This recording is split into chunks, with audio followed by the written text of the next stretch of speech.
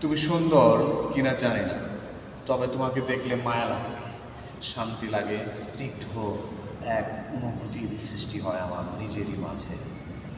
যে অনুভূতি আমি অন্য কোনো নারী মোহনার মাঝে পাইনি, যে অনুভূতি শুধু আমি তোমারই মাঝে পেয়েছি।